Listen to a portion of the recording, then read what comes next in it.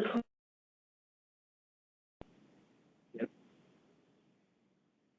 Fantastic. I'm going to call the governance committee meeting to order. It is now 4:05 on November 26, 2024. The two things on the agenda are to finish reviewing the bylaws, hopefully with everything. We got halfway through Morris's input, and also if there are any other business that needs to be addressed, but I don't know of anything right now. So, to start with, what I wanted to do was, one of the things that Morris had said previously was that, Yeah. okay, There's somebody- Audrey, she wants to get in. all right, fantastic, Audrey's here, fantastic. So, one of the things that you had said, and I apologize, I don't know exactly where it is, right? So, you said, again, the board, section 8, okay. Just generally, you had said that it's very common for the CEOs to bring in CFOs and other top officers, not officers, are we calling them officers, vice presidents in the organization? Officers, yeah. Officers, and I'm feeling very strongly about the fact that it seems to me, with all my institutional memory, which I don't have that much of, but I have residential memory, that there have been multiple CEOs that have been, let's say, less than optimal CEOs. I don't know whether or not I can characterize them as being corrupt or less than honest or whatever term you want to call it, but I feel that the CFO and other vice presidents, COO, we need to keep that language of shall in the bylaws for that the board shall hire and fire the CEO or terminate the CEO, CFO, COO, and general counsel, which are the three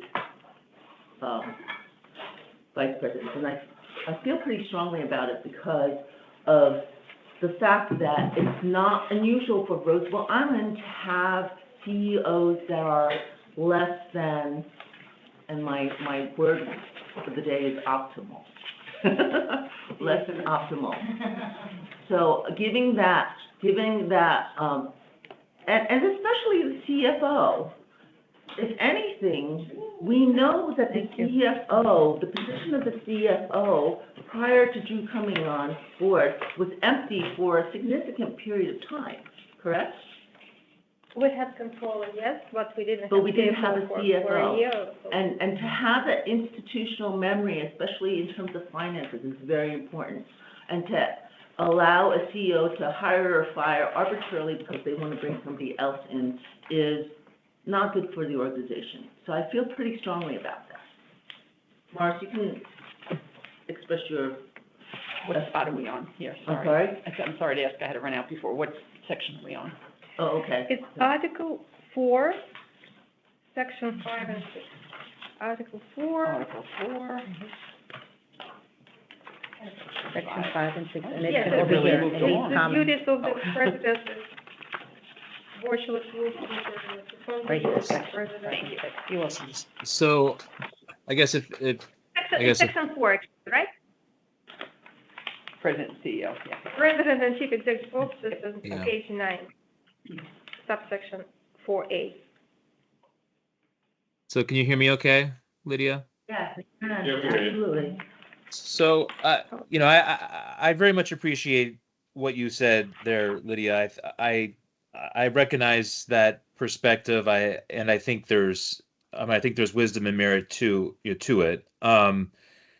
This is one that I think is not clear. You can have multiple perspectives on it. My own perspective is that, you kind of have to distinguish between, operations and governance, right? And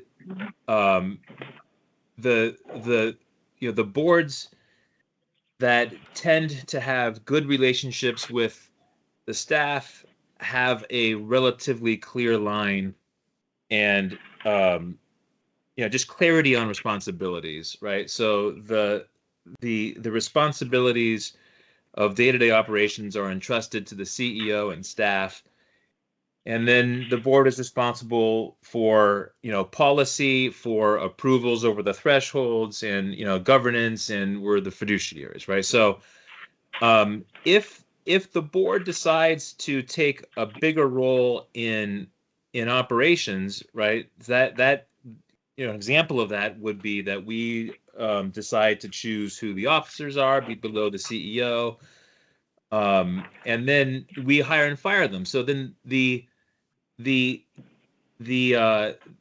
CFO, the operations, the VP for operations, general counsel, they essentially have multiple bosses, right? They have us as a boss. They're going to need to be responsive to us.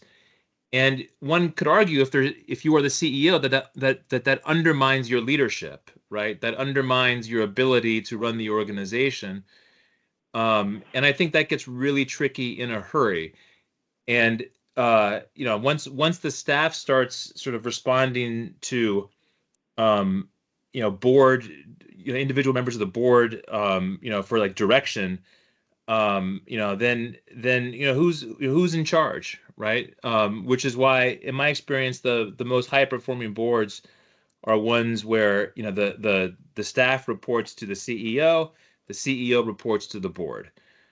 And but again, this is not clear, right? There's not a like black and white answer to this issue at all. But in my experience, in terms of best practices, that's how the organizational chart is set up.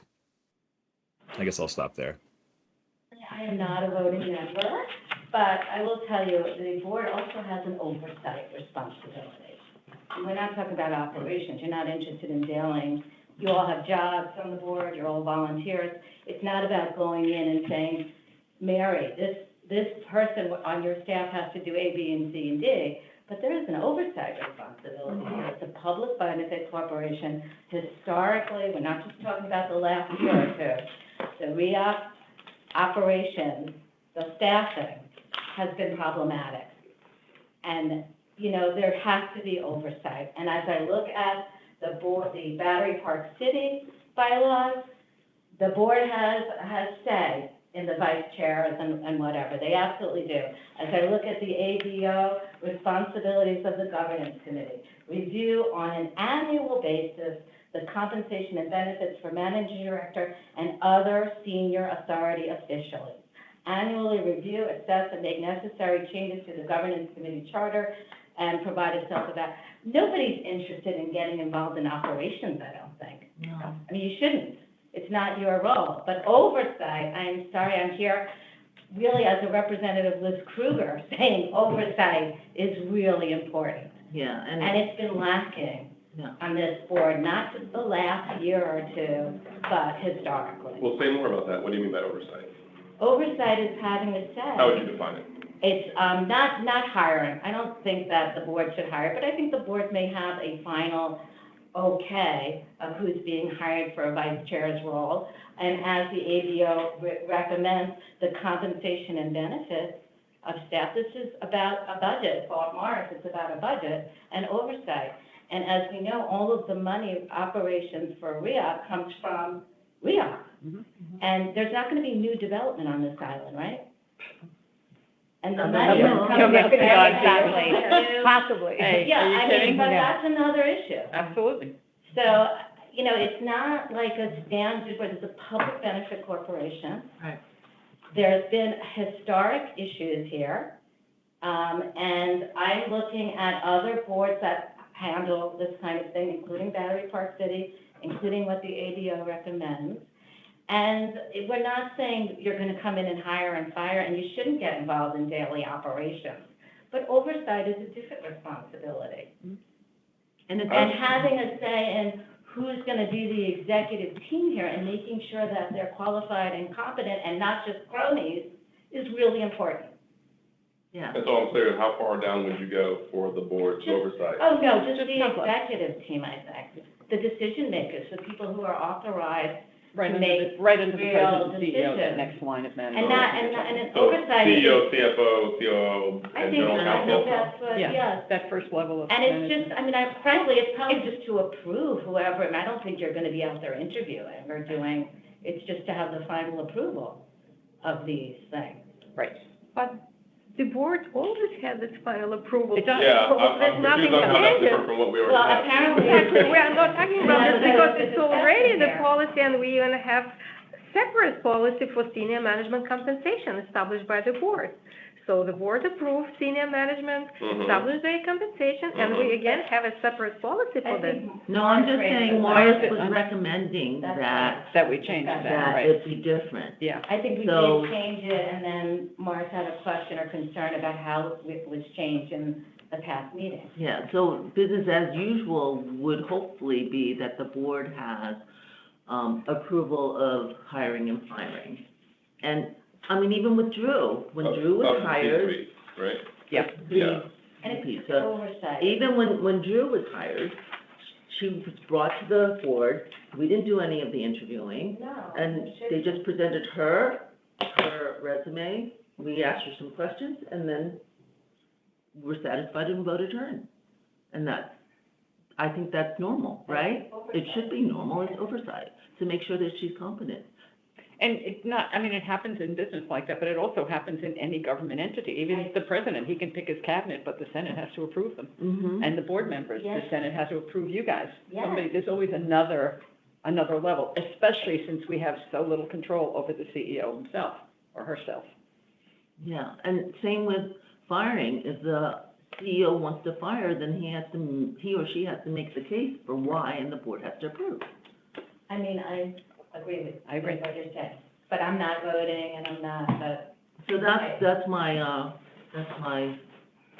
those are my, thoughts and convictions. Maybe I'm not seeing this as in conflict with what Morris is suggesting. Morris, is there a distinction that you'd be drawing here? Well, Conway, I think you're right that we're probably not as far apart as maybe we thought we were when we started talking about this issue. Let's see. So, the language that we have now suggests the 3 vice presidents of the corporation shall be this, and then we say, shall only be done by a majority vote of the board by resolution. So You're right. I guess maybe that's okay. Maybe it's just, it's, I mean, I guess maybe the distinction that would make me feel comfortable is if, I think, somebody sort of described the process as, sort of advice and consent. And maybe if we clarify something along those lines, as opposed to, we do the hiring, right? Because I think it's different if we're conducting the process versus if the CEO brings the candidate forward, like how it was described with Drew, right? I feel like bringing the candidate forward and having us have the opportunity to ask questions and then say, yep, seems qualified, thank you. Maybe that's okay. Maybe that's, and I guess the question then becomes, does this language of the bylaws do that, or does it give us even more, depth into sort of an operational decision? Yeah, because I mean, my reading here on the proposed language is that the board of directors is responsible for appointing the C-suite. And then it stop at the C-suite. Correct. Yeah, so I think, which I think is what you're also saying, I Mm-hmm. think that's what you're Morris, saying, yeah. right? Yeah. Yeah, I don't think it goes into the how it's No, done, it doesn't go whether into- we go out and Shouldn't be recruit them, involved they in the show up. daily- Yeah, we don't care. Yeah, I don't know about C-suite, but whatever you're saying, if it's just the CEO. The chief, what, is that the The C-suite? top guy and the top level. Got it. Level right just Yeah. below. Yeah, so that's Yeah, and general counsel doesn't begin with a C, but the council does, so I guess that's it. It's just referred to that. Yeah. I don't know why. Okay. Typically Always has. included in the C-suite, yeah. Yeah. Okay, so yeah, that's what I'm saying. Yeah, it's not describing the process, Morris. It's not saying we need to go out and recruit and bring in No. people or anything like that. It's just saying we have the bottom line approval function. Okay. Yeah, well, yeah, yeah. I mean, yeah, maybe that's fine. Maybe we should move on, and it's fine. I guess at some point it becomes more of an exercise of, the board's going to have to exercise, some degree of discipline to stay at the right high level that we need to be, and have to have enough trust in the CEO to let that person do their job, right? And maybe that's more incumbent on us, and maybe it's not a bylaws concern that I have as much as it is just how we operate as a board concern. So maybe that's okay. Yeah. I see the board's role as managing by exception. You set certain objectives, and you have the management team tell you whether or not they're meeting those objectives, and once in a while you dig deep in one or two things because of things you've heard or whatever, and you just manage by exception. You don't go look at every single thing. And who was it Reagan said, trust but verify? That's what we want to do, trust but verify. Every once in a while you dig in and said, explain to me how you do this, just so you understand the process and everything, and you stay away from it then. Yeah, and I guess I have a very different perspective, because I came on board when the CEO was obstructing Yeah. information, so we would ask for information and not get it, and so I started out trusting him, but then ended up not trusting him at all.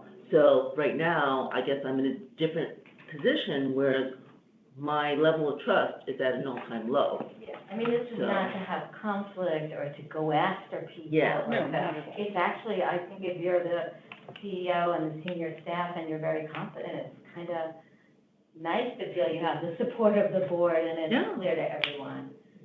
Yeah, so that's how I entered the We want to have a board. healthy organization. Right. Yeah, I entered the board saying, Shelton, you have my trust.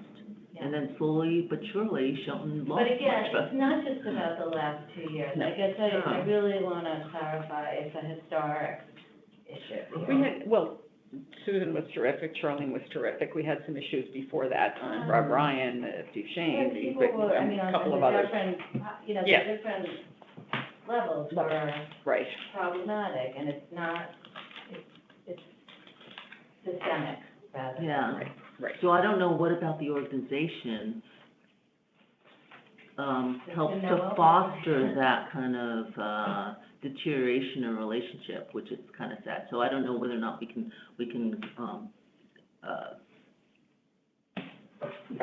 that's something that governance can take care of, but I don't think so. Well, no, I think Morris raises a valid point here, Mhm. and something that I've observed over the last, say, 6 months since I've been back on the board, which is that, we, the board, have been overstepping on our operational oversight, getting dangerously into the day-to-day operations of the Roosevelt Island Operating Corporation, beyond what the executive is empowered to do, acting in sense, stepping into the shoes of the executive. That is a dangerous thing to do from a legal perspective, because it opens up the board to liability beyond what is already contemplated. Now, what we have here, I think, is a happy balance. We're appointing the C-suite. With this highlighted portion that I have here, all the appointments are made by the CEO. We're empowering the CEO to do the day-to-day. We're not getting involved in it, and so we should make sure we're keeping with that theme throughout the rest of the document, which I think we are. But I just want to acknowledge Morris's point and say I agree with it, and that we should continue that as a guiding principle throughout the rest of the bylaws. Well, and to piggyback on that, because I know that, I think it came up in either the last governance meeting or the one before that there seemed to be an issue with the removal piece, right? Because I think Margie shared her experience with an incident that had occurred, and I think Morris had some concerns, and really understanding, I guess, more educating from a legal standpoint, I'm not a lawyer, but basically, how does that work? Because, I mean, you mentioned the board getting more involved, so does the issue more lie with the removal portion of that? Certainly, I mean, certainly, Yeah. there's an whole issue, so just for example, hypothetically speaking, having no bearance to reality, if I were an employee at REAC and one of you, Lada, Drew, Mary, ended up terminating my employment at REAC, the buck stops with you.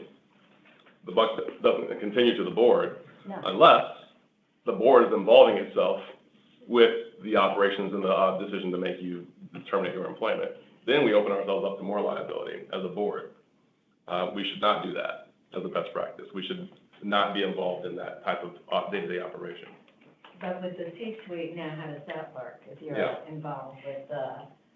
We empower the C-suite, this is the C-suite's call, they wanna, you guys, No, absolutely, but in terms of if there is some kind of, Yeah, because at the end of the day, aren't you reviewing management performance, at least the C-suite? yeah, we're reviewing the C-suite, absolutely. that's what, Right. that's what I'm. That's what Mhm. below No, that, of course no. not, how Yeah, I personnel. agree with you on that part, but I think, just as an employee too, when you're saying, how would you feel if you got fired Yeah. by somebody? How would you feel if you were general counsel and you got fired and you had to call the president and the board members and say, why did I get fired? And we say, I didn't even know you got fired. Mhm. And that's what we're trying to prevent. You've got to have a say in it, at that level. Okay, well, that's a different issue. In terms of reporting to us what happens, yes, fine, but that's a different issue than us being involved in it. No, what It I'm makes saying, we sense. weren't involved, and we should have been. It was the general counsel that I'm talking of. Presidents have been fired, that the board didn't know were getting fired. And what are we here for? Well, I think these are two separate issues. The reporting of the day-to-day operations to the board, great. Please continue doing that. Right. It's the involvement of the board in those day-to-day operations is what is where we want to draw the delineation. And I think anybody wants Well, that. I'm I think really we curious, want to- like, in terms of oversight, responsibility of the board, Yeah. what would you? Well, I mean, like, we had a do you think recent, the we had a oversight recent is on? example, not to belabor the point, we had a recent example dealing with a bus driver. This was brought to the board's attention. We appreciate that. But I think where we get into trouble is the board then weighing in or being asked to weigh in on those type of, decisions of, do we fire this guy? Do we Yeah. reprimand Not this at all. guy? Do we- I don't think No, anybody's no. suggesting Yeah. that. It's like, No, we're not suggesting that. No, not at But I mean, all. I'm. No, but I don't want to get involved I in. mean, broad Yeah. stroke, I'm talking broad stroke, what do you feel the oversight responsibilities are of a board member? For you, Morris, Megan, I mean, what are the, so that I Oh, have. we should be informed on all the day-to-day operations, we should be informed, absolutely. And then our oversight To is, act, what do you have to yeah, act on? Getting to be it informed? starts and ends with the people we appoint into these positions. And if we don't like the job that Mary or Drew or Lada or whoever the GC or the CEO is becoming, we can replace them. I think that's what And we're that's the point we're saying. getting to. Yeah. That's the language we want That's in the here. point. I think we're all together on the That's same right. thing. These guys ought to be doing their That's job. right. But if that top level is not doing it, Right. we have a responsibility to ask Absolutely. the person and put them in. Absolutely, we're And aligned on that's that. what- so we're- I think we're all on the same So, wavelength. either- Yeah. And Morris, do you agree with that?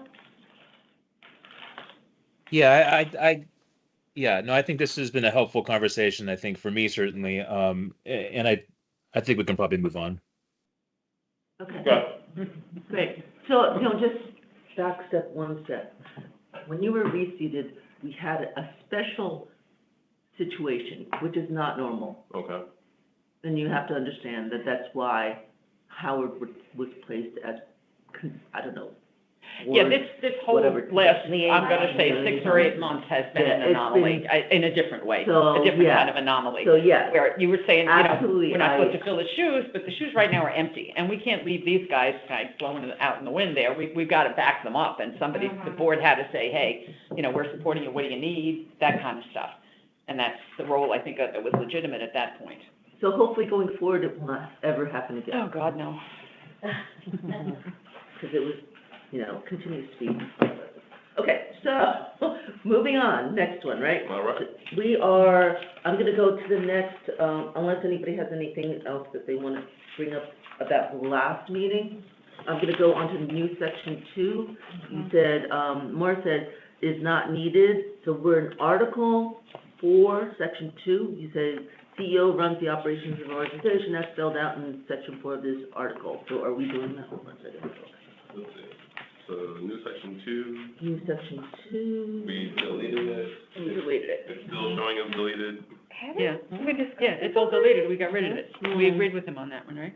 Wait, Yeah, come on. so I think- I think Where we are we up already to? discussed Sorry, it. I'm I sorry, think where are we up to? Well, Yeah, I think we were further along. Yeah, I think Maybe- we're I at think we might seven. be. Yeah. I thought we were, yeah. I think we're here on the We're next, at on the Article last page, 7?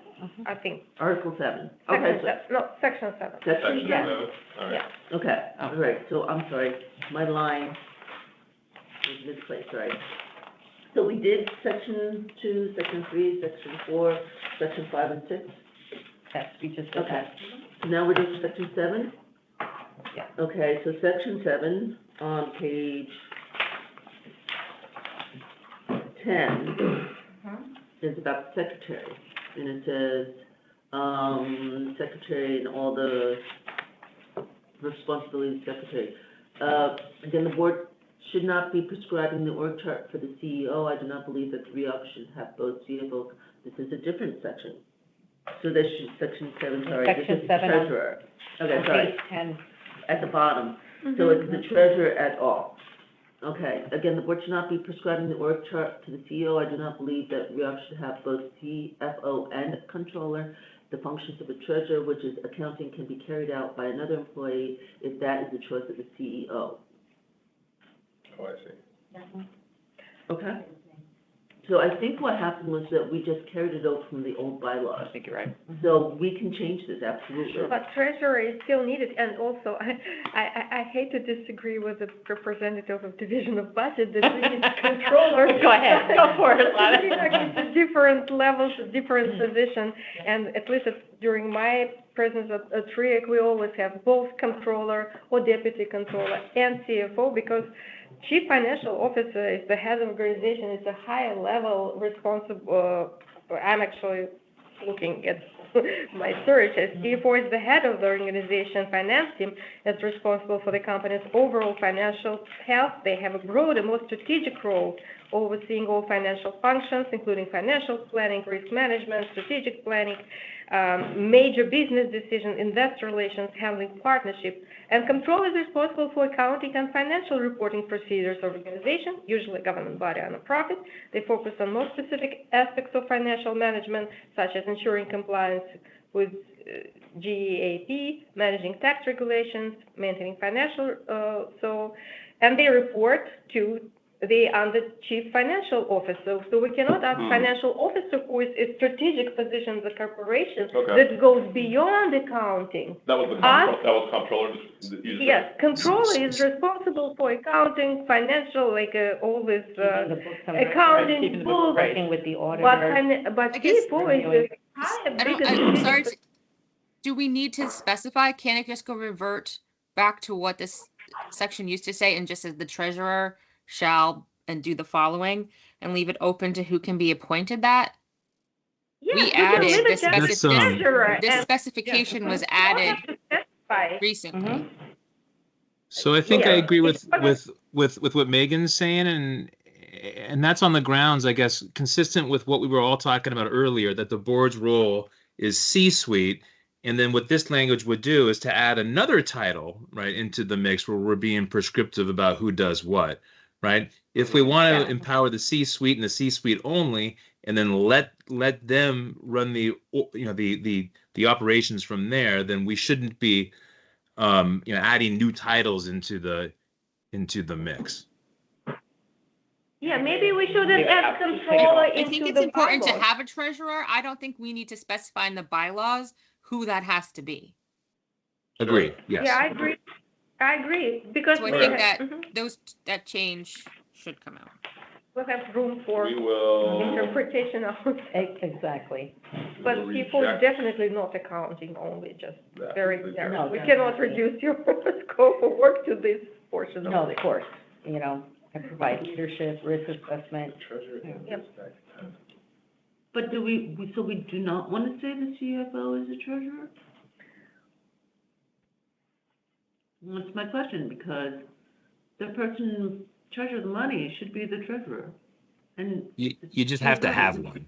You have Yeah, to you have just a have to have one. There treasurer. could be somebody that, just for example, that on Drew's team that would be better served to be a treasurer and take a small responsibility off of her plate. They still report to the CFO of the corporation, but they are the treasurer for the board. Right, deputy controller can be the treasurer, Correct. for example. Yes, Understood, makes sense. can carry out some of the treasury duties, yeah. Yeah. Mhm. Okay. You joining us?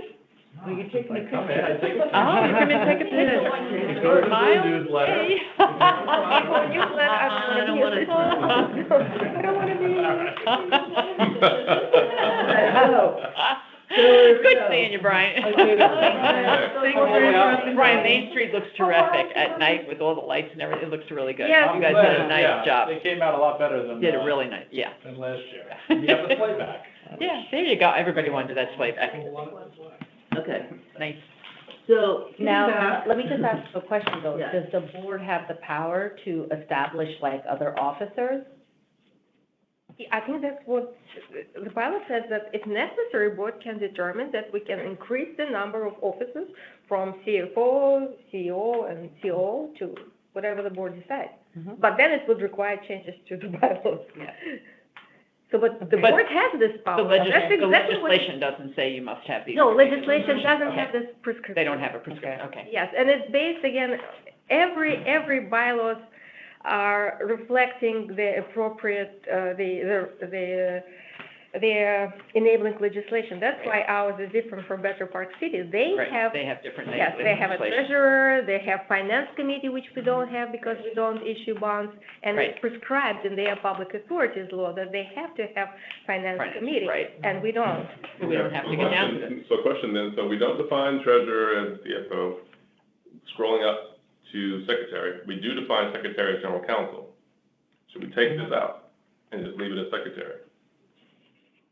We can, but, yeah, I we think can so. put it like, I think so, because like, for instance, now, we don't have a general counsel, a lot is acting as secretary of the board. But again, this, any corporation have a secretary, a treasurer, that's not because we are saying we need to have general counsel, which is obvious, but for the purposes of the board, they should be a secretary. So it's secretary to the board, this position should be reflected in the bylaws.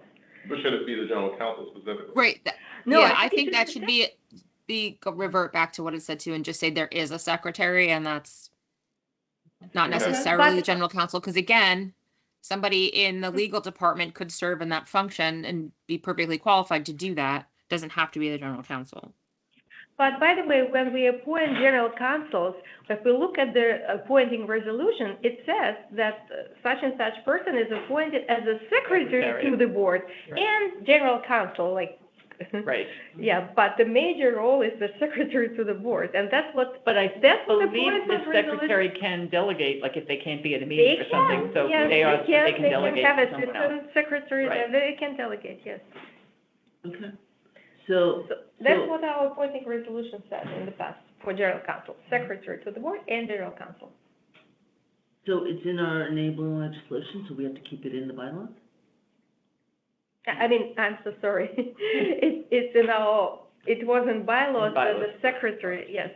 Every corporation, every business entity, and which is incorporated, should have the president or chief operating officer, depends on the nature of the organization, and secretary and treasurer, so. Treasurer, right, the yeah, role those are the would- three. Yes, We So- should keep secretary, I think. yes, but we don't have to have the words general counsel in Or, there, right? if we want, we can, but it's not. Do we want?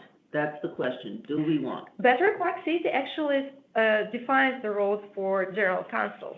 They are kind of more specific. We can mention that, as I said, that the general counsel serves as a secretary to the board, or Or not? associate Or not. counsel, but someone from legal department. Yeah, or legal designation. Or, yes, or general counsel's designee. So do you wanna say general counsel's designee shall serve as secretary to the board? And in capacity, do you wanna do that? Okay, so Conway, what do you think? But I think historically, secretary to the board was also general counsel. Oh, it's a very common, Yes, it's a common, corporate yes. role, yeah, to Right. have the general counsel also serve as a secretary of a corporation. So the question still is, We can Yeah. put on it, the table, do we want to keep general Yeah. counsel in the bylaws, or do we want to leave it out? That's the question. was Same it thing originally there? as, do we want to keep CFO and controller in the bylaws or leave it out as treasurer? I think we need to be consistent. Right. If we Right. keep it in, if we keep general counsel in, then we Right. have to keep CFO in, or Right. designee, Ordinance. right? So Yeah, If we so leave it out, we leave it out. Yeah, So section 6 and 7 should be consistent. We're I'm not- fine leaving it out, yeah. Yeah, Yeah, so so the- secretary shall do this and that, and then treasurer does this and that. So we're back to the original version of the bylaws. The bylaws of Battery Park City under general counsel, it says, "The general counsel, under the direction of the president, shall perform all the duties incident to his or her position in the office and such other duties as shall from time to time be assigned to him or her by the president. The general counsel is authorized to requisition monies of the authority, to sign vouchers, requisition or other instruments made by the authority. The performance of any such duty by the general counsel shall be conclusive evidence of the power to act." But it doesn't say anything about secretary. They have a separate That's section. what for No, I they said. don't, they And don't. Drew, Oh. if you notice, they have Yeah. this responsibility, which in our case, it's Yeah. CFO. Yeah, Yeah.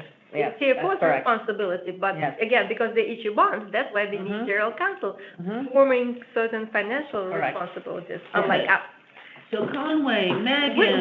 we can leave it like that. I think and it we'll- works to not specify. It gives us more That's my flexibility. preference, is to not flexibility. specify in either one. Okay, so take it out. I'm good with that. Morris, you okay with that? To not specify, yes. Okay, take it out. Okay, it's out. All right, done. I'm afraid we'll get back. Next, We'll go right back to the one. section 8. Section 8. It's on. Section 8 or Article 8? Compensation, the powers, duties, and compensation. Oh, section 8 on If this, yeah. any of the employees shall be fixed by the board, subject Okay. to the provisions of applicable law and these bylaws. And his comment was, I'm unclear of the purpose of the strikeout, as it seems to prevent potential conflict of interest. So the strikeouts were, The no chairperson language. no chairperson who is also the president and CEO shall participate in determining the level of compensation or reimbursement or time and attendance rules for the position of the president and CEO. That basically says you can't give yourself a Right. raise. But in our case, it's totally inapplicable, you know, it's redundant, because our chairperson is, Commissioner of Housing and Community Renewal, and not the President and Chief Right. Executive Officer. It makes Yeah, Yes, I think it it's makes inapplicable sense to at all. us. Yes, it's just Exactly. applicable to us, that's why we crossed it out. Yeah. So are you okay with that, Morris? Yeah, I mean, Yeah, the he's o- pretty nice, but it works. the only way that it could come into play, I suppose, is if the board were to hire the chairperson as the CEO, essentially, which seems unlikely. So Yeah, but- yeah, so Everyone you- has a job. Yeah, enabling.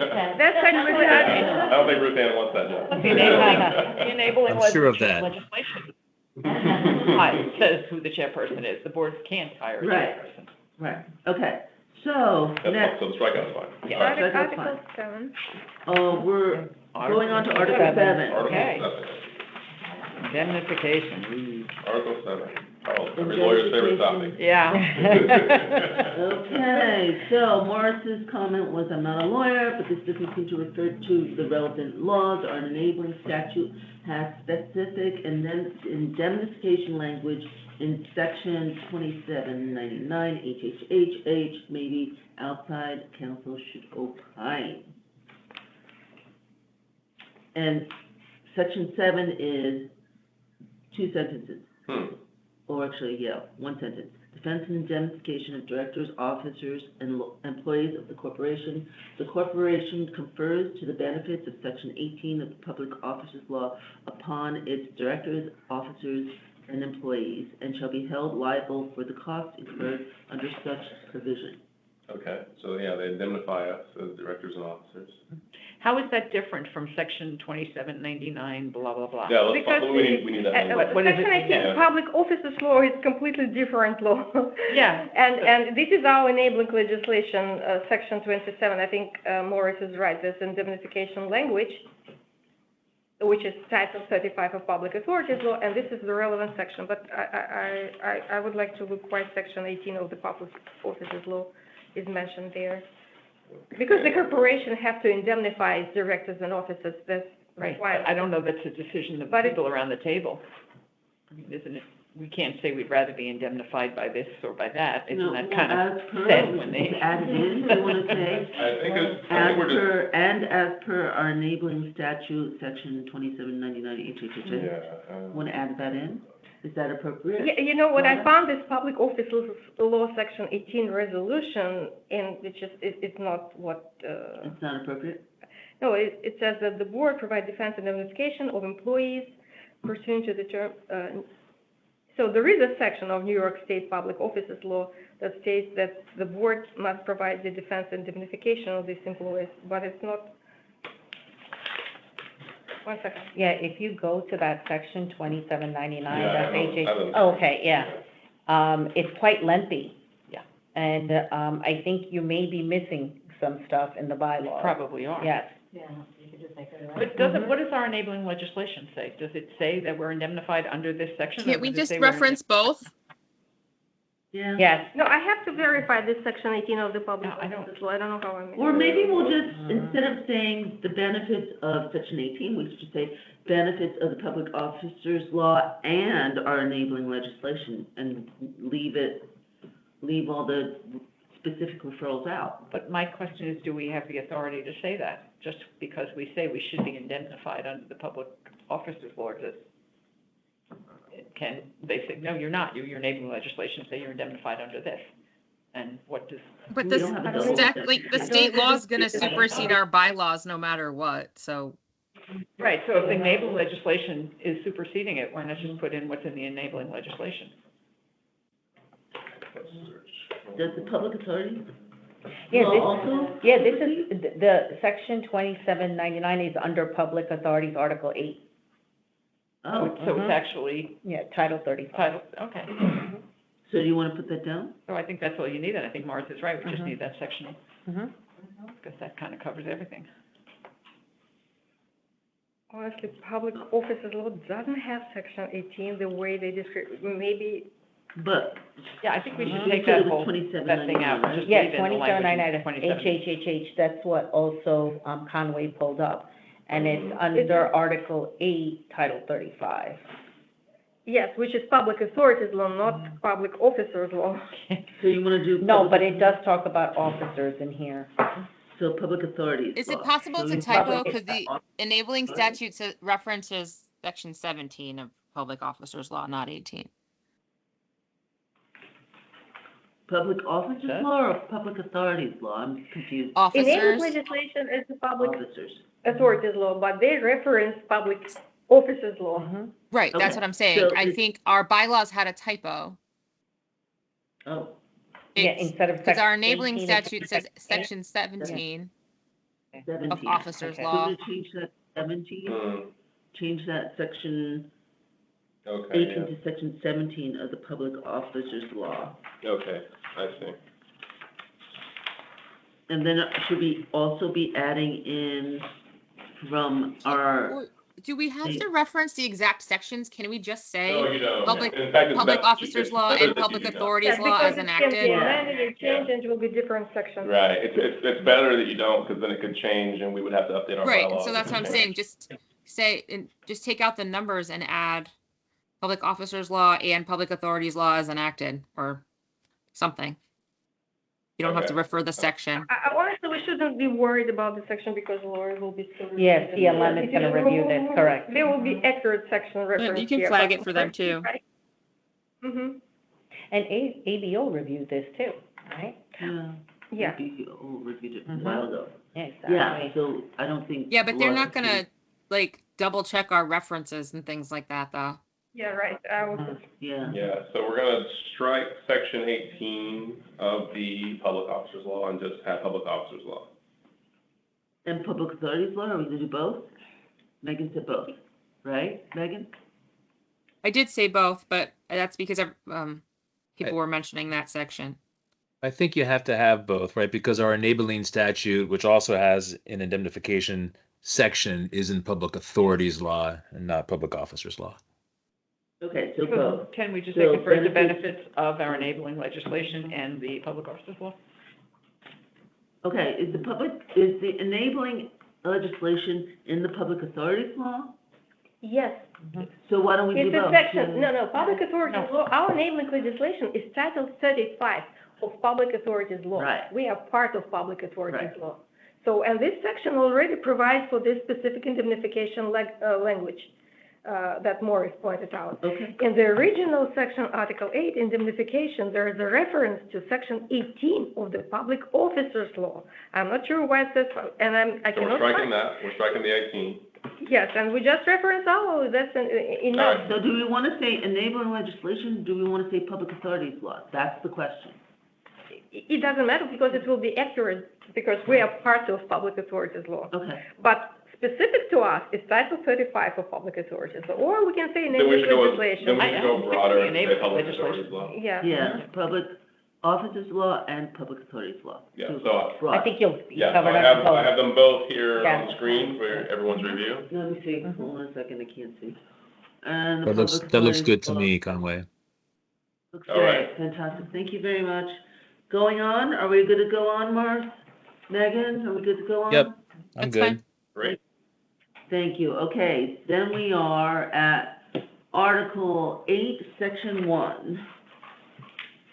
And the comment was, bylaws do not currently specify who is responsible for putting people on committees, perhaps it should. I see the language was added to say nominations must be confirmed by a consensus, but that doesn't really answer the question, perhaps it's the responsibility of the chair, maybe it's the governance committee's job, perhaps governance committee offers committee rosters to the full board for adoption each year. There's a lot of different ways of doing this, but right now, there's no clarity. Okay. I'm all for that. So, Actually, I'm so sorry, I just want to go back. There is a Section 18 of the Public Officer Law that says that public entities should indemnify its directors, and which okay. includes public authority. yeah. So That's fine. that was, okay, I don't know why is it, okay, so go, but And it's you fine saw the not way to it was reference. written, right? Yeah. yeah, You're okay with that, right? yes, I'm fine with that. Thank with you. the- Perfect. It still applies, even if we don't cite the exact section. Exactly. Yeah. Okay. Don't worry, you're fully insured. Yeah. So, you know, Mark, I agree with you about, and I think the more detail might be better because the way it was worded before, it wasn't clear, and it was only after several meetings or readings that I thought, I came up with the conclusion that, what it had said was that the chair of the board could appoint one person and the rest of the, committees, rest of the seated committees would be under the authority of the board. So if we put more, should we be going out to the rest of the board and saying, this is what we want to do? And see, because I mean, at this point, it's whatever Yeah, whatever we wanna do, we want to do. yeah. So what I originally had done, back in the summer right after I was seated, was I called everybody. I wasn't the chair of the governance committee. I just called everybody and said, what do you want to do? What committees do you want to be seated on? And then I made this little org chart and I sent it to Gretchen and Ruth Ann and everybody. And then the appointments had almost nothing to do with it, had very little to do with it, or at least in terms of the new seated members. So I think that that's actually an appropriate thing. So maybe it should be the chair of the governance committee reaching out to all the all the board members and saying, what do you want to do?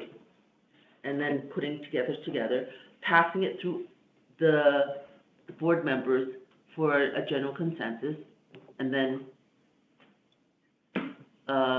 putting before, I guess, Ruth Ann or whatever, because at this point, our bylaws say that Ruth Ann or the chair gets to appoint one person on each committee.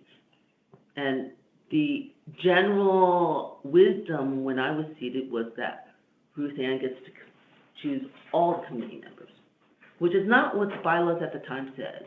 And now that we're redoing it, I think that what I did was appropriate, because if the board is responsible for seating the board in committees, then we should have absolute say. So I agree with that. I think we should, I mean, more as a suggestion, I think it's a good suggestion.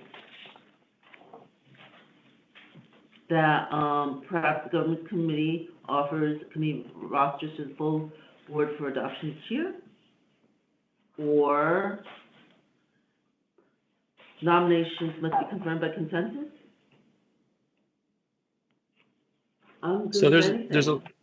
there's a lot of different ways to do it, as I said, and they all have merits. I've seen it effective on other boards where the governance committee kind of comes up with a slate and then puts it, and you can have all those conversations that you had, Lydia, you can have with people as the governance committee is deliberating and ultimately has a slate, and then the governance committee would vote to advance that slate to the full board, and then the full board would have the opportunity to discuss, potentially change, or just adopt whatever that slate is.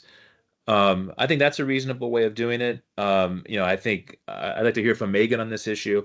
If we want to sort of clarify in the bylaws that it's the chair that has that responsibility, that's fine by me too. I just would suggest that I was confused as a board member when we were going through this process as a board about how it happens, and I think there's room for clarity. Yeah, I agree with you, absolutely. Yeah, I like the idea of the governance committee taking the lead. Okay, do you want to put that down? Like, the one thing about the governance committee taking the lead on that is then who handles the governance committee's appointments? That seems like a conflict to me. If the other committees Sure. are being handled by the governance committee, they get to handle themselves, does not seem appropriate. Well, And the that's Well, where, I don't know, because it still would be the governance committee going out to everybody else and asking, what do you want to do? And if the people on the governance committee don't want to be on the governance committee, they can opt out, but it's basically by consensus. And then it's governance committee, just like what I did with the survey, with the board survey. I just but I sent guess out the board here's the thing, like, survey. who's stopping someone who's on the governance committee and handling this process from saying, I'm gonna put myself here, here, and here, because these are the committee appointments I want and the chair positions I want. There's no regulation over doing that. Yeah, but I think the governance committee is really just the bookkeepers in this instance. They're not saying, okay, you get to be on Right, it. but The who's governance gonna committee says do that everybody. for the governance committee, though? Anybody on someone on the operations committee could say to the governance committee, same thing, I want to be on this one, this one, and this one. And then everybody they have to all But I guess pull it together. what I'm hearing, though, is, though, just from how Lydia described it, she wants the governance committee to be in charge of filling those spots, and I don't see an No, it's independence factor tallying. for governance committees appointments. Not No. still filling the slots, just Tallying. tallying what everybody wants to do. The interest. Right. Yeah, The tallying interest the level. interests of all the board members, and then developing a slate For the chair to review? for everybody. I think we To should the go board out review. to the entire board. So I think the governance committee should tally what everybody wants to do, and then send it out to the board and say, is this it? Yeah, And How do you then like how it come came up out? with a consensus.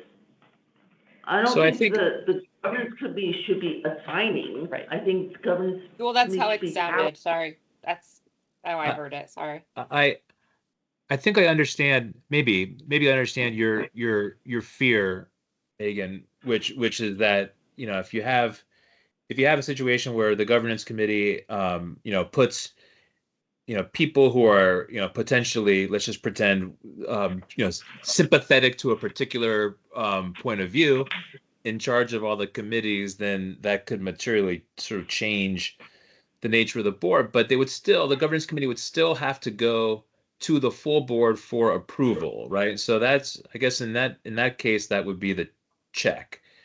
So someone's got to do the work, though, I think, that Lydia is talking about, of just thinking about succession as committee chairmanships, right? Thinking about just who is who's being overutilized, underutilized Okay. on the various committees. And then I'm sorry. I guess a question could be, Megan, whether you wanted to have, the governance committee could be putting forth a slate as a recommendation to the chair, who would then in turn give it to the full board for approval, or just give it to the full board for approval once they have a slate. There's a lot of ways to do it. Yeah, I was just thinking that. Yeah. It seems like the administrative aspect could be done by the governance committee, sent to the chair. Chair communicates to the full board for consensus. But chair of the board also have the right to nominate. Yeah. One person. yes. I mean, as it is, but, So at least one person, at least one chair, at least one committee member still could be nominated by, or appointed by chair.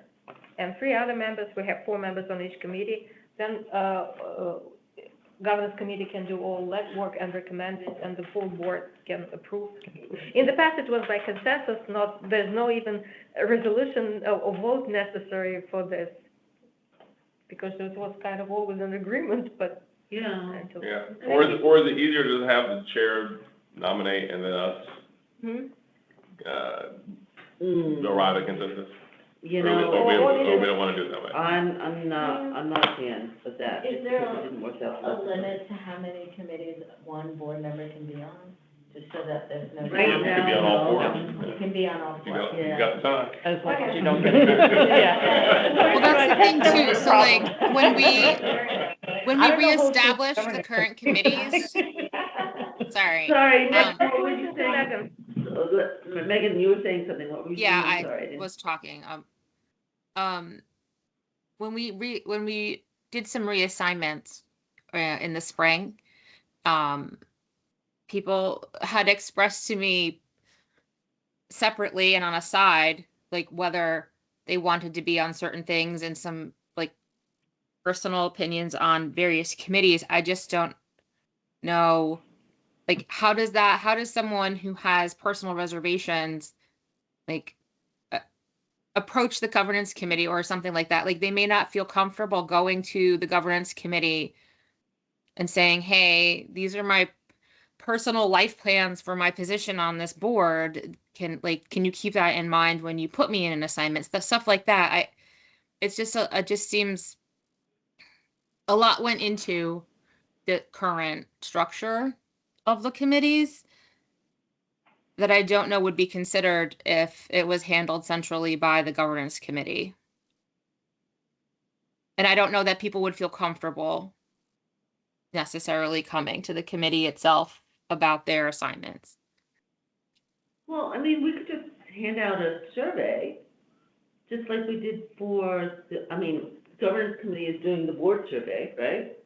The annual board survey, so at the end of the year, the governance committee does that, and it's basically a tally, so we could send out a form saying, these are the committees, what are you interested in? And then just a tally, there's not necessarily, Easy to do, for first, the second, board and third members, choice, if there's yeah. any discomfort going forward, it could be just an email. And it's So, not um, that the governance committee would be assigning that person one way or the other. You just put in, here's my first, second, and third choice of committees. These are the ones I'd like to be on. You find one nobody wants to be on, you gotta find somebody out there. You may have been your third choice, but here you go, pal. By the way, So then let who the board decides members- if a committee is under appointed? How do you fill a slot You bet. based on volunteerism? That's what I did, I begged. Megan, but when we receive the appointment letters for the board members, we typically congratulate the board member, here is your letter of appointment, and we have this committee, which committee do you want to like to be serve? on? That's way, it's as simple, It was just send the email. So we really are making a mountain out of a molehill here. It was such a nothing. You sit around the table and talk about it. I don't want to be on operations. I'd rather be on governance. Okay, good. We have a spot on governance, or we don't. Or sorry, operations is full. My Next year. scenario isn't based on the people saying what they want. My scenario is on if no one volunteers for a particular committee. If there's vacancies was- no one's filling, you're gonna tell was a- people as the governance committee they have to be on it? No, that's when you So get to then the it's not full board. full. you go to the chair and say, here's what we got, here are the committee assignments. Right. And we've still got one extra committee. The chair then says to the members, come on, guys, you know, who's gonna step up and volunteer? And somebody does. And if they don't, Or she'll then the just chair's appoint got, somebody. then the chair appoints somebody. But it's just the only thing we're trying to do here is give everybody a shot at being on the committee they're most interested in and most capable, or feel they're most capable of being on. Okay. So I guess as this section's currently written, that is not how that appears.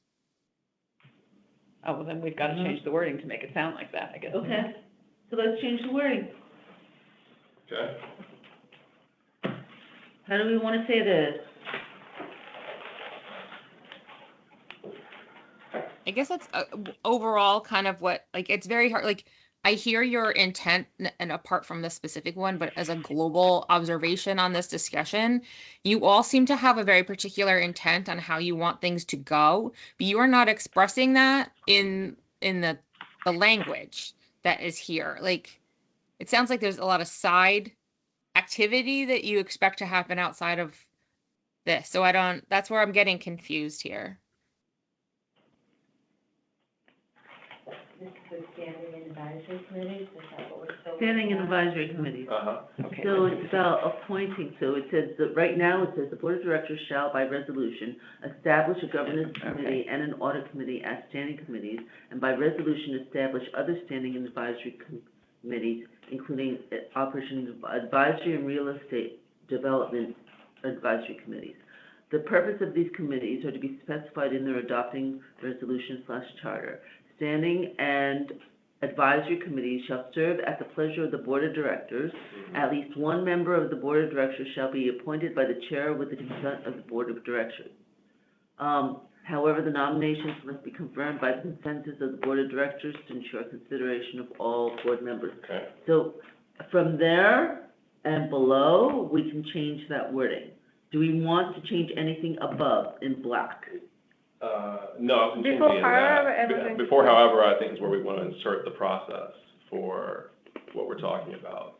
To say something to the effect of, the governance committee will take the lead, will, take a, I don't know, audit of whatever word you want to use of who is interested, which of the board members are interested in serving on which committees, and we'll present that slate to the chair for, dissemination to the full board for Right. consensus.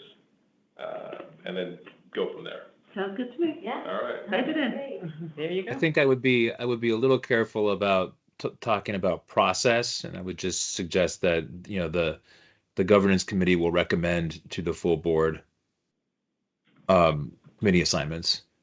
And then however Yes, the I governance think- committee decides to do that is fine. Well, but don't we want, okay, so we don't want to say we're gonna survey everybody? No, we No, I shouldn't think include this. I think the governance committee should survey everybody, but whether or not that's a bylaws level, Right. I think you're right, Mark. Governance, Recommendation. Okay. That's major, yes. Whatever process you use, basically, Right. to Mhm. then tell the chair and the board who wants what, or Okay. this is fine. Yeah. So we wanna should we do this on an spell out- annual? We want to basis? spell out that step of No. So the governance surveying. committee will take the lead Yeah. on presenting Just shall make a list of recommendations. options to the board, to the chair, who will then, present it to the full board. And we should definitely keep the language under no circumstances, Yes. because you said we can remove something after, before, after however, Around but anything this should be, sentence yeah. should stay. So Conway, How many folks decided to actually have the part in there, the bylaws about surveying the board, or just recommending? No. No, Conway is changing the wording to say that they'll take the lead and they will recommend to the chair, Okay. Wait, hold on a second, Tom just wrote in. or report to the chair, not recommend, sorry, just report. Governance committee shall survey full board for interest in committee service and will report to the chairperson Of the committee summary. recommendations for committee assignments? Okay. So I don't know, were we getting rid of shall survey? the No, I think we were full taking board? that out. Yes, I don't think we should put shall survey, this is internal how you do this, but the point is you're making And recommendations. the governance committee is involved in the process when You're they're right. sent to The Okay, governance so- committee shall recommend committee assignments to the full board. And then ultimately the board, it's up to the board to approve the slate.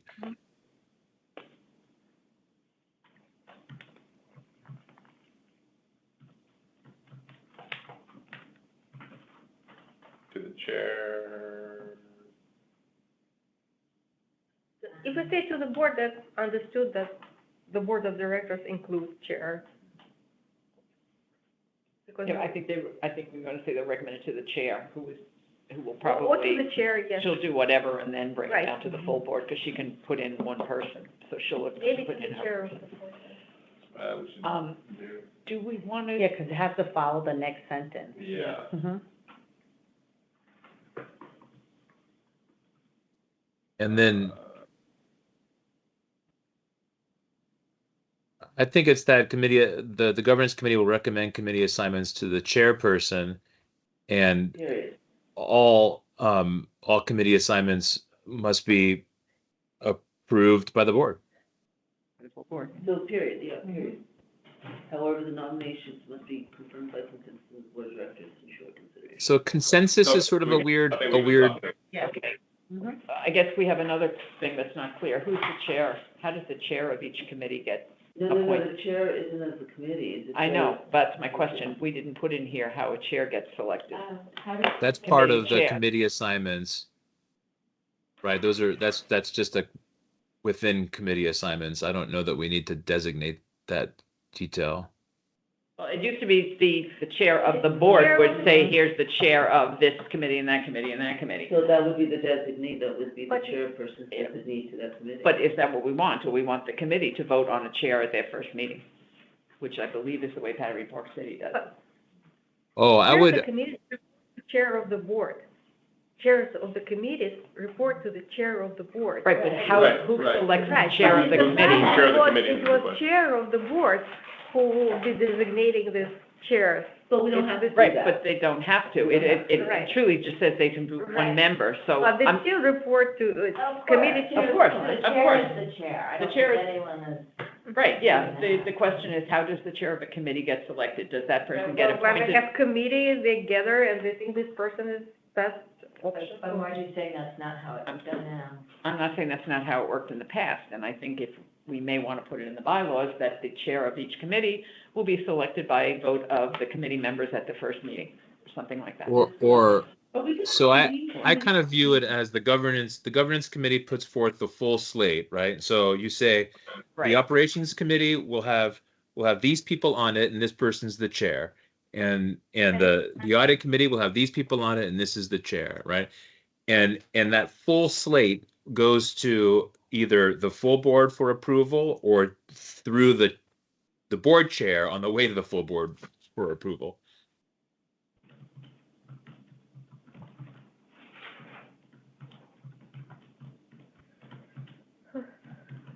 How's that?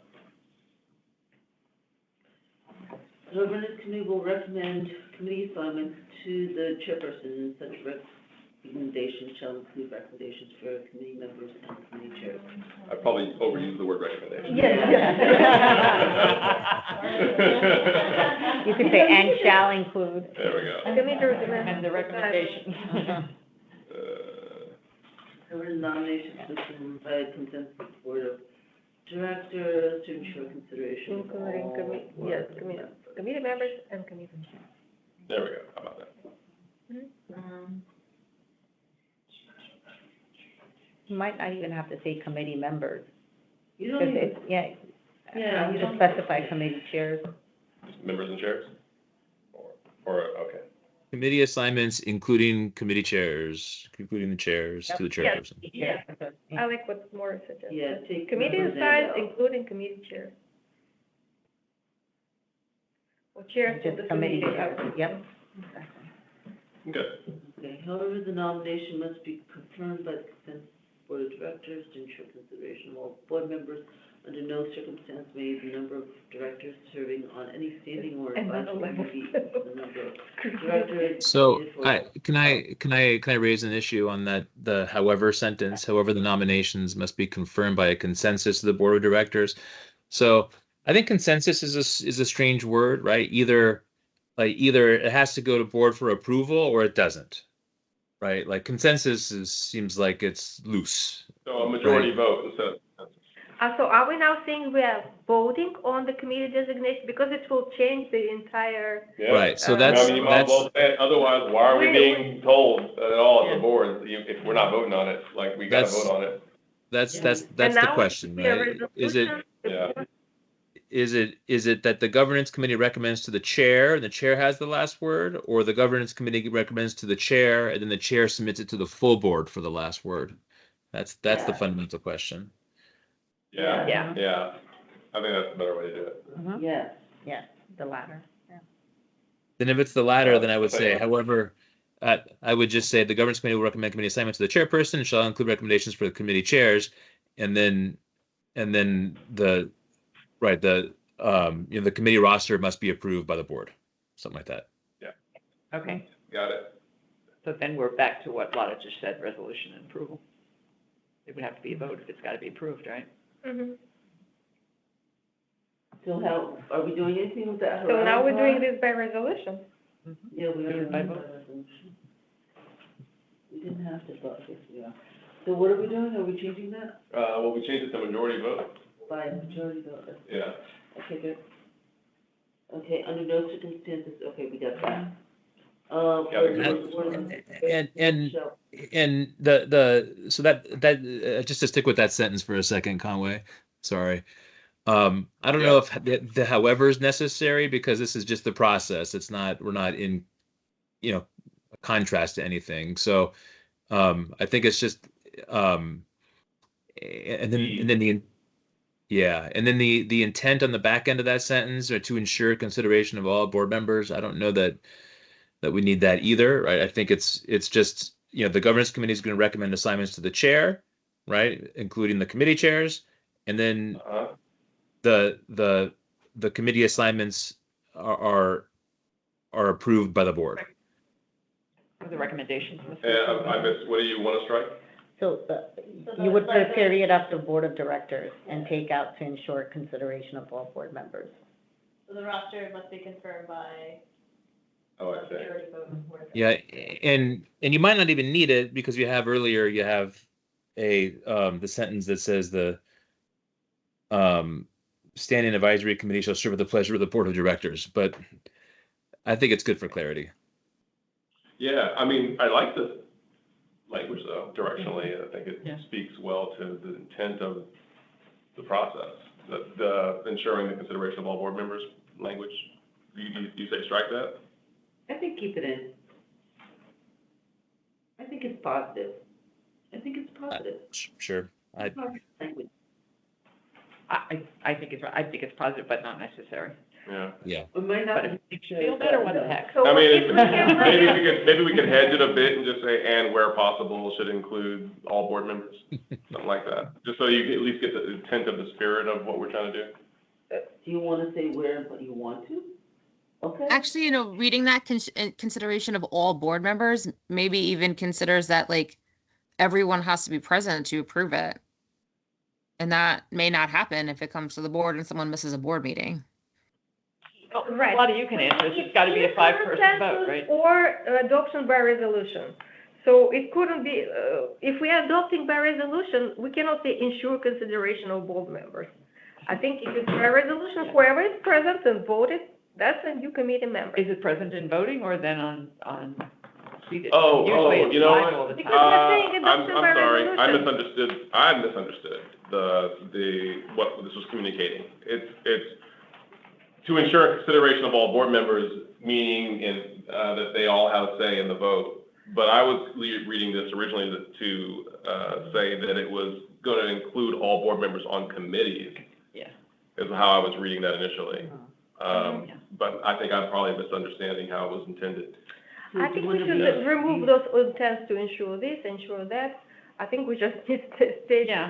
And shouldn't we, I mean, even if we say by approval of the board, doesn't it automatically mean 5 votes? Yes. Yeah, no Yeah. matter what. Yeah. Yes, Yes, there, that's with, the- there, whatever. I'm okay striking it, that's fine. Okay, Yeah. so it's always gotta be, Wait, Never sent an office number. And we're writing that positive language. Yes, I'm so sorry. It's a positive language. We're still grateful for you. So sorry. It made sense when we were talking about consensus to ensure that. Right. But if we're talking that Once this, it's voted, this it's voted, yeah. board members must be approved by the board, by resolution of the board, that's it. We're Period, not right. drafting legislative declaration. Gotta our get 5 intent yeses is this, our or it intent is doesn't that. count. Yes. It's nominated, the committee, governance committee work on that, presented to chair of the board and chair of the board, and then we just approved it by resolution, that's it. Yeah, no, I'm on board with you now. I was reading it a different way. No, because So it's different. Yeah. My positive The- language is. I'm so sorry. So All the this next, means stands on something that is not kind of something that we need to put in the bylaw. Okay, all right. the next, Okay. the next comment I have was on the chair of the committee shall possess the necessary skills to understand the duties and functions. I think that's just unnecessary, right? The governance committee is going to try to staff the committee rosters as best as you can, and you're gonna recommend the best chairs that you see fit, and then together we're gonna vote. And so I think it's true that we're gonna try to have the most qualified people in the right positions, but we're gonna do the best we can as a board to ensure that's true. I don't think you need that sentence. But honestly, Maureen, for audit committee, and I think it's in public authorities law, which there is a requirement for the audit committee to have background in finance and accounting. So it's something Yep. prescribed by law, not something. Yeah, that so we that's choose. already And in it's there. Right, Mhm. that's in there already. Okay. Is it where? It's in the governance and audit committee sections, right? Yeah, Yeah. yeah. It's Section already 4. said in section 3 and 4, we have it, shall possess all necessary skills to understand the duties, and so on. And it's the same for section 4, so there is no need to say it again here. It's actually not again, because it will be the first time we'll be talking about this, but it's already said in the governance and audit committee section. So there's no need to say that the Yeah. chair shall possess all necessary skills. This requirement is actually for audit for standing committees. Right, the standing committee. Yes, and also with reality, because we have this real estate operations committee, so, and we have to look at the board composition. We might not have person who is an expert in real estate on operations, so the best match and whoever is interested to, yes, under this, but for standing and advisory committees, this recommendation, this requirement is coming from authorities budget office. Right. They have the same language, so because it's statutory requirement. But in this section 1, we don't have to talk about it. So, what are you saying? You're saying strike the chair? Yes, because Morris said it's not necessary to say the chair committee shall possess not necessary skills. Strike it from here, and we have the committee section, and this language is actually, this language mirrors ABO's language. And these are mandatory requirements for the audit committee chair. That's why Mr. Pallavi on this committee, because he's actuary. Okay, so, but then, for the operations advisory committee and real estate development advisory committee, we should have some kind of. Oh, because we do not address advisory and real estate, but we will have charters of this, but, and again, advisory I mean, committee. I think it's kind of implied that you're gonna put people with the skills to do the job. Yeah, but Yeah. this for, You know, specifically you're for gonna say, I audit and appoint governance you is even though you kind of can't do it. mandated, but for real You estate. gotta, I mean, you got a pool of people that you have to choose from. Right. And you put the most qualified ones where you can put them. Yeah. Yeah. You don't have a choice.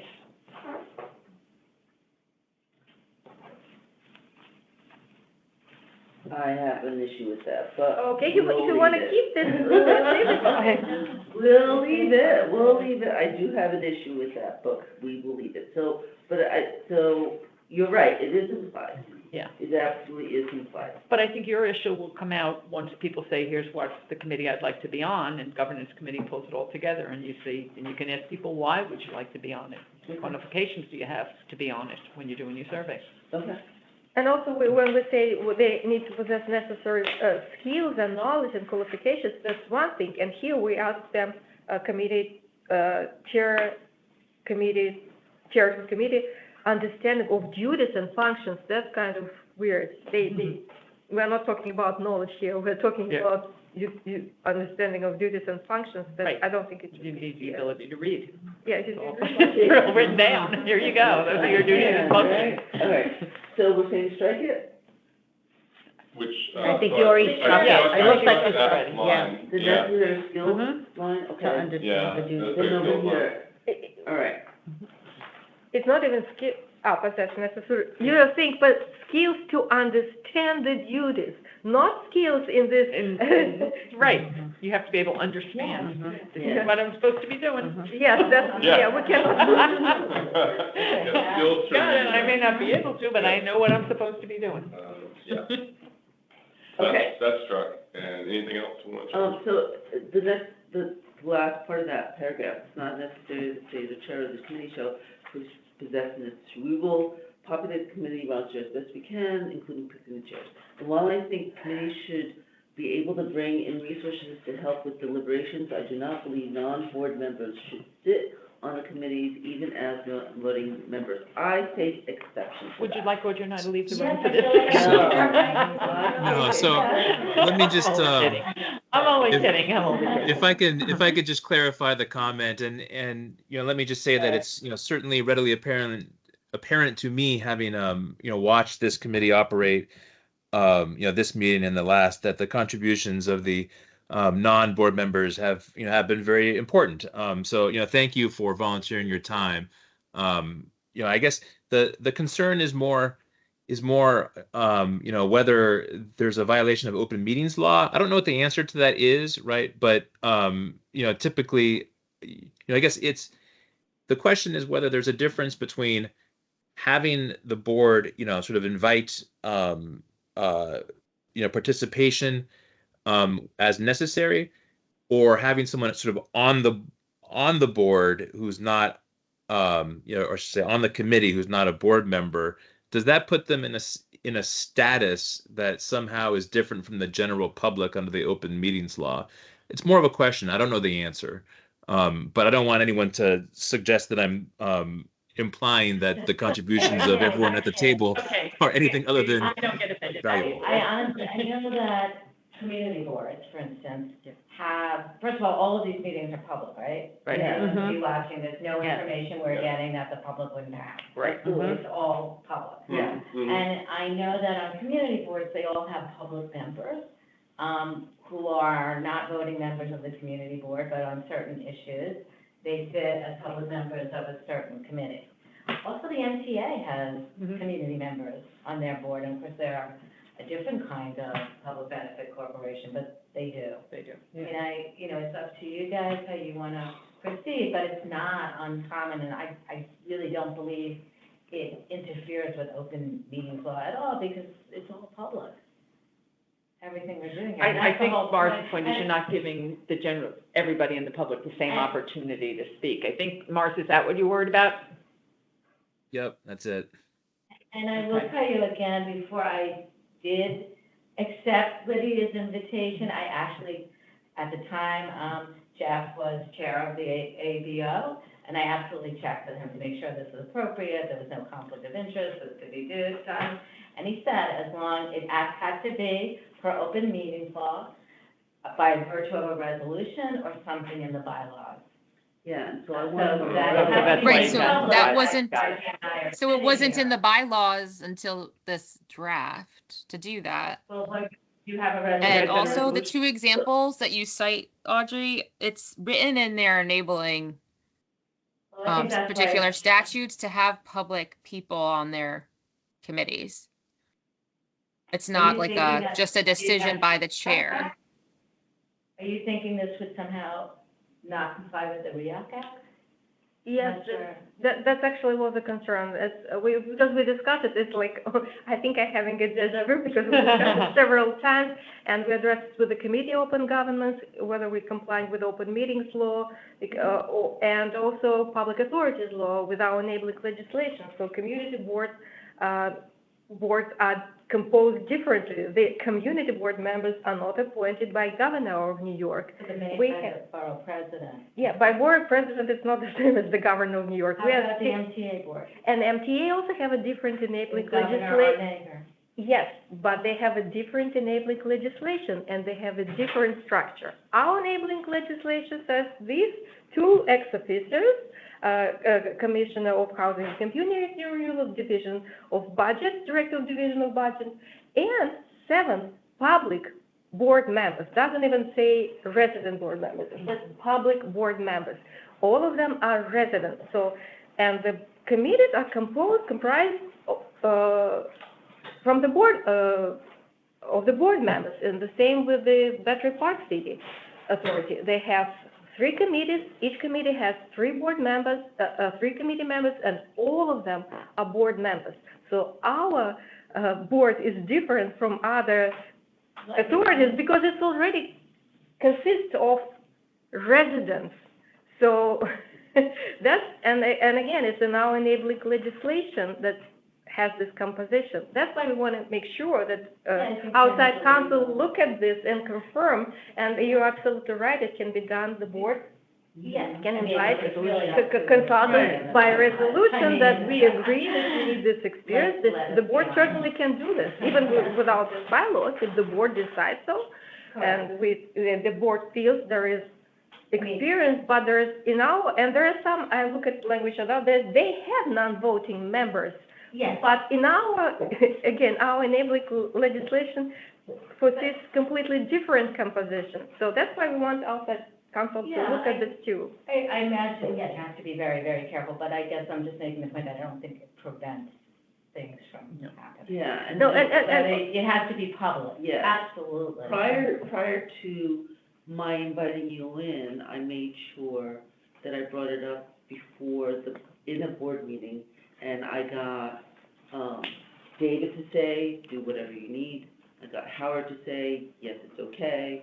So we got some of those senior board members to say, good, and then we didn't have a resolution. But we if you should go- have had. We should have had, but the thing is, resolutions need to be presented to the board in advance, Mhm. and at that point, I didn't know how to do a resolution. So, based on the general consensus at the board meeting, they said, do whatever you need to do, and so I did. And Jeff Perlman. Yes, You did, yes. Jeff Perlman, We did, who was yes. judge ABO at the So time. that's why I want to memorialize that in the bylaws. And I think the other issue was that the ABO guidelines suggest that the prior chair of governance, and the last time there was a functioning governance committee was when Margie was running it, right? Michael was away, and then Margie was the last. Yeah, Michael Really had active said to me that he had a hard time getting the governance committee together because nobody wanted to show up. Mhm. So that was his problem with being chair of the governance committee. Should have kept the old crew. Yeah, basically. So, The crowd will show up for. so anyways, yeah, they So, wouldn't I mean, show up. it's really up to you, but I honestly, I guess we take, that we're very clear that we were not just people from the public who were storming in the Bastille to Right. be on this committee or something, it was. Yeah, I bet. For a reason. No, yeah, absolutely, your input is absolutely valuable, but from legal standpoint, you are still more a member of public, that's. Yeah, Yeah, and- absolutely. we're non-voting members of the public, yeah. Yeah, And and so, nobody's suggesting otherwise. because as open meetings law, you are welcome to the meeting. There are public members of committees on other boards that have to adhere to public meetings. But also, there is another consideration in addition, because our board members, they, in addition to being nominated by, approved, appointed by governor with the 5% of the Senate, our board members have to meet the requirements like a conflict of interest, like they sign off on different forms, we don't have the same with you, for example, right? So that's also something that we need to consider. If you're participating like as non-voting members, you also have to have some level of duty to the corporation or some disclosure or something that's afforded to the board members, that you are again, if you are experts for, that a board wants you for the certain reason, for the certain, like ad hoc purpose, that's fine, the board can invite, but if you want to be on the On the actual committee, on the committee, then you have to have to have some level of, duty No, and that fiduciary. makes sense. I Yeah, think, well, and I think this is one of how- those items we need CLM to dial in on. Yeah, Yes, yeah. I agree. I mean, because my understanding was, and correct me if I'm wrong, Lydia, but well, first of all, thank you guys for taking your time to do this work for like the last We couple love months. this. But that, this was like germane to, revising the bylaws and the other documents. And then, once that work was done, then that was it? Or Yeah, did you I think intend so, on, are you guys permanently with us, or? I don't think so. I'm never signing up for that. That was the assignment, right? I think so. Conway, I don't know that you were on board yet, I think it was a very defined assignment. Yeah. Helping me update the arm's length list of documents that needed to be revised Sure. in 2010. So that was, and they graciously said yes, and I graciously said thank you very much. So Yeah, which is pretty limited, you know, that's Yeah. even though this is a long process, but. Right. Just like Morris says, and I also second what Morris just expressed, it's not because of some personal somewhere. No, I don't. I absolutely appreciate the input, and I think it's valuable. I just want to make things right from legal standpoint, that it does not violate any laws, our enabling legislation, and it's done correctly. Agree, So- absolutely agree. And I Because- really do think on every and any committee, there might be people who can enrich whatever you're discussing. That's exactly what my So next it's not just for. question, Sure, because there we could. There are maybe CPAs here, there Mhm. may be transportation people here who can help with Right. some of those dilemmas.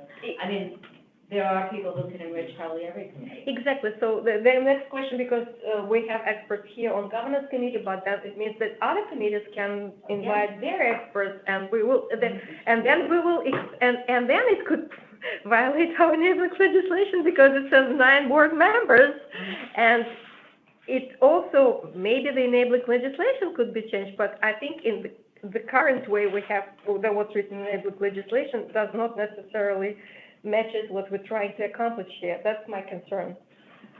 Because Okay, so there is no such, it doesn't foresee such option as non-voting members of the right, meeting. so right now, I don't consider them non-voting members of the committee. I consider them community members that are lending their expertise to our committee that I am recognizing, Mhm. which Howard says I can do. Yes, but from, and it technically should have been done with approval of the entire board. Mhm.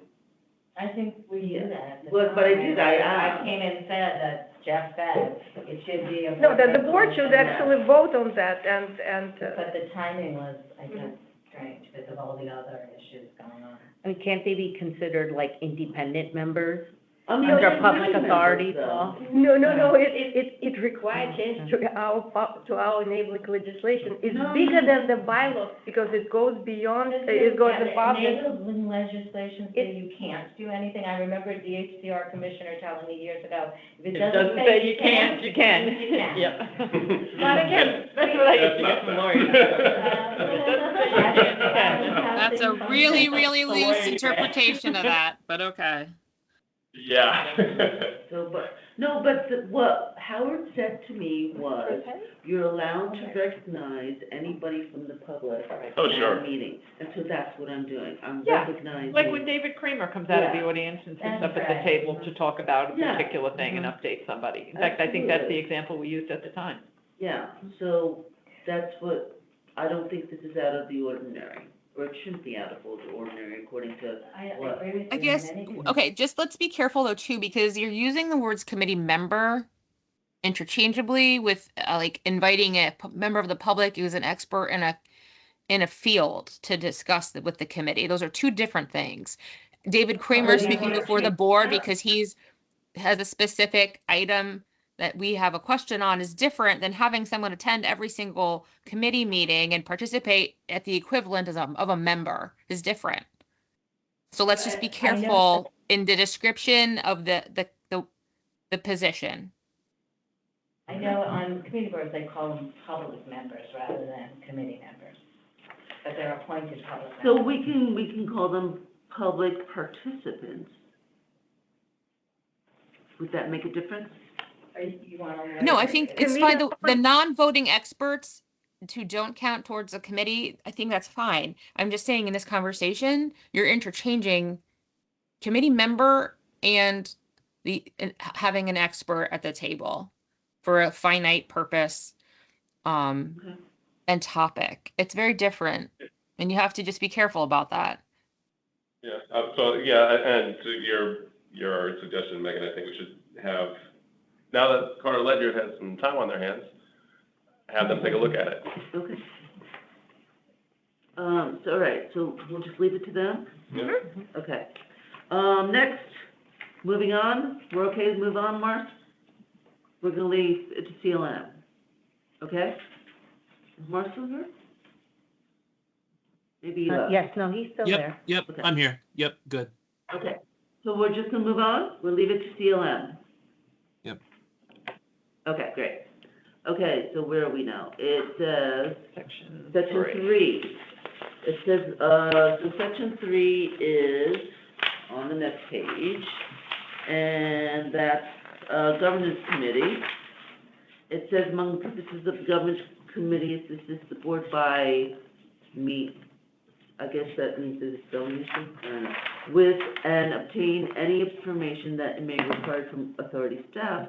Meeting with staff isn't an outcome, it's a means to an end. Further, I continue to be bothered by the potential overreach inherent in this language. Part of the strife between board and staff that we're still unraveling was caused by the perception that the board was getting too aggressive with its asks of the staff and delving too far into operations. I concur that the board should have reasonable access to information, but I don't think the statement is necessary or appropriate for the bylaws. Okay. Okay, which, and to assist the board.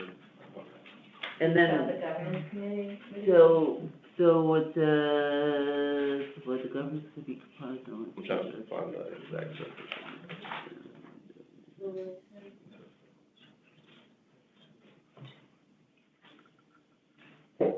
I think we removed this portion regarding purposes, right?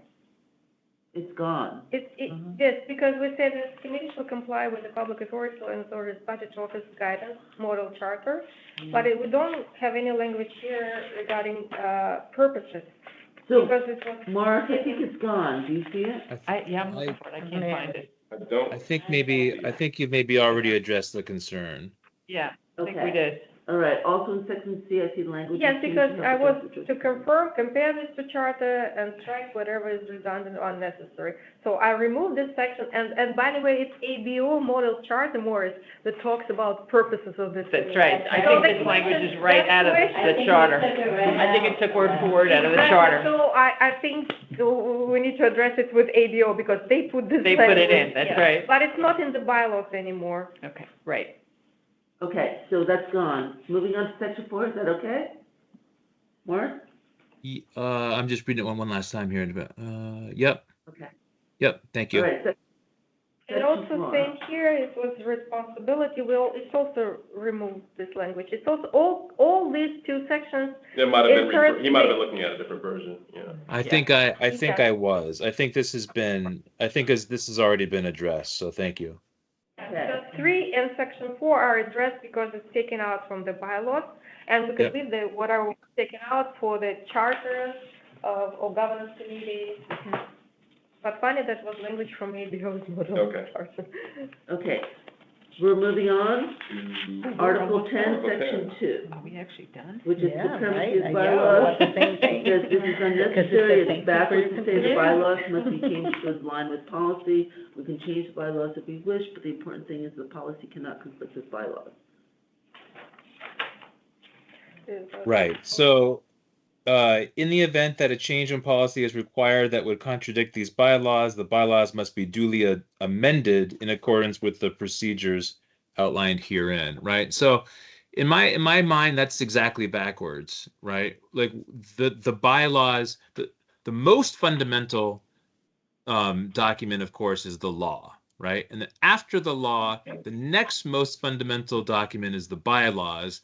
And then from there flows everything else. So this suggests, like, if we want to do something and we really want to do it, we just got to change the bylaws so that we can. And I would suggest that's the wrong order. So we're gonna go 1, compliance with the law, 2, supremacy of bylaws, 3, amendment? Want to switch it? So Switch, is that what you're I- saying? So I think I would just delete the sentence that says, in the event that a change in policy is required that would contradict his bylaws, the bylaws must be duly amended. I would suggest that that's unnecessary, right? The sentence before it is right. That no policy may contradict or override the bylaws. It's implied then that if the bylaws allow for something, you can do it, right? So I think if you delete the sentence that Conway has highlighted, then I think I'm good. Yeah, I think, Yeah, I think I that agree. makes sense. Okay. Mhm. And also, this section regarding The amendment of bylaws bylaws, this is trump. pure legal language, and I'm sure our town council will come up with maybe the better language that Okay. we have here, because, yes, there is Yeah, standard because language. the bylaws would trump any Okay, policy or procedure. I'm good with it. Okay, Legislation would trump the bylaws. So, that's We're all done. he wrote? Yes, wow. Mark, Yeah. Thank you, thank you. Mark, we're done. Now we'll have a happy Thanksgiving. Yes. So Well, is thank there- you okay, again, moving everybody. I on to really next- appreciate that. You're I really absolutely appreciate the welcome. amount of time everybody's been spending on this, and I really appreciate how seriously you took my comments. So I just wanted to say thank you to everybody. It's been a great process, so thank you. And thank you for the comments. Thank you Taking for the time to go coming through today. them. Thank you. I'm glad that we Thank you very spoke. enlightening. Yeah. So can I also um, ask, Lydia, the next step for this is it going to outside counsel, or what's just curious as to your process? Mark, I will follow with the email on that. Okay, so Lotta is gonna forward what the next steps is. I think we have to take into consideration that the holidays are coming up. So I don't know that, we can do anything before Thanksgiving, but hopefully we'll be able to God, no. start. I know. It's Tuesday already. I know, so my goal was to have something ready for, the next board meeting. Whether or not that's actually gonna happen will depend on what kind of outside counsel we can get, Okay. the work from the outside counsel. So if we're gonna ask, and if the outside counsel says yes, we'll have something for the next board meeting, and if the outside counsel says, sorry, then we won't. So we'll just, do what we can. We're not gonna Yeah. meet as a committee with their comments before it goes to the full board?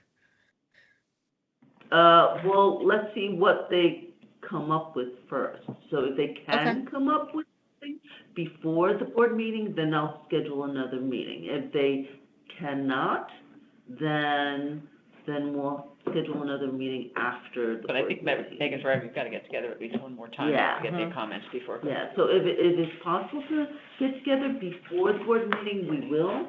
And if it's not, then we'll get together after outside counsel comes back. I with also think input. though, we need to allow the full board, a decent amount of time to review what the final potential version is before a full board meeting. I don't think this can go to them like 2 days before, just putting that out there. It's a lot of material to process. So Megan, just so you know, I've had 300 pages of financials given to me the night before a meeting. So just so you know, I've done that before. Stayed No, up all I- night to read 300 pages of the financials. So I understand what you're saying. Let's not make that the norm. We don't want to make that the norm, absolutely. Correct. Okay, so, yes, No, if you stop recording, I would just, so the meeting. we have to close the meeting first. So is there any other business that needs to come before the committee that you know of at all? I think the No, Only not the for notice. me. I get asked by people why they're not sending out the REAC advisories about the meetings anymore. And I know there wasn't one for this. Oh, But I think that's a slip up every I once in a thought while. it went out kinda goes- yesterday. The It went to the notice? press. It didn't go out as a REAC advisory. It went to Advisory. David Stone and to Rick O'Connor. But it didn't go to the regular REAC advisory list. oh. Yeah, I mean, we So- got it, I know, in our office. Yeah, it went to the politicians and to the, I don't know what they're called, High the news authority. people, the media. but it didn't go out as an advisory to everybody on the advisory list. At least I didn't get it, and I found 3 other We will people. make sure Yes. advisors will go. Yeah, there's and put there's it like in. two checklists or whatever that they go to, and sometimes it just goes to one and But not I the just other. want to clarify, from legal standpoint, even though I know, advisory didn't we're come still out, We still went out. we're in compliance because. I know, it's just, people say, well, why didn't I Yes, know yes, about yes, it? we'll make sure next time the advisory goes out. The EBRC what? The REACT Act, the enabling legislation, which is the REACT Act. Okay. I think I read it Yeah, but we should all Like- have it top of mind. the week before. It's true, everything has to comply with that. Yeah, I got that binder you gave us with the REAC Act in it, right? I read it the week before I was seated. I think I've forgotten a lot of it, so. Are we adjourned or are we? Is this So still I'm the- actually going to wish everybody a happy Thanksgiving. I hope you have a you. wonderful time with your family, or whatever your plans are. And with that, we're adjourned. Happy Thanksgiving. Happy Thanksgiving, everyone. Thank you again for all your work. Yes, it's a Thank you. motion. Do we need a motion to adjourn? Motion to adjourn, second, Unanimous. unanimous? Conway. Conway, yeah. Council acclamation. Okay. Megan's gone already. We made it. Okay, Ron, thank you so much. I know, this Got is it. amazing. Thank you. Yes, yes. Happy Thanksgiving, everybody. Ron, thank you. Thank you. I'm